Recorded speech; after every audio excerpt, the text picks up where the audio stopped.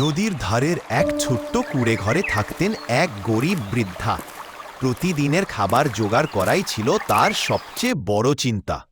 অনেক ভাবনা চিন্তার শেষে তিনি সিদ্ধান্ত নিলেন নদীর বালুচরে আদা চাষ করবেন। তিনি মাটিতে টুকরো টুকরো বীজ আদা পুঁতলেন, জল দিলেন, যত করে আগাছা তুললেন। ধীরে ধীরে আদার শিকড়গুলো ফুলতে লাগল, পাতাগুলো সবুজ হয়ে উঠল।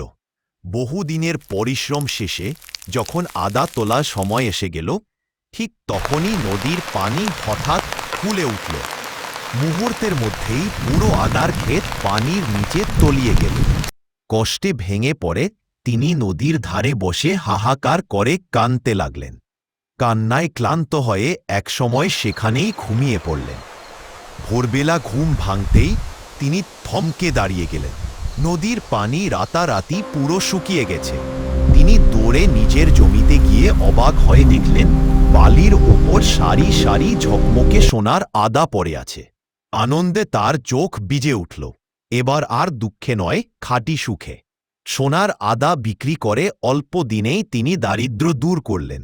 এমন আরও গল্প পেতে লাইক, কমেন্ট, সাবস্ক্রাইব করে পাশে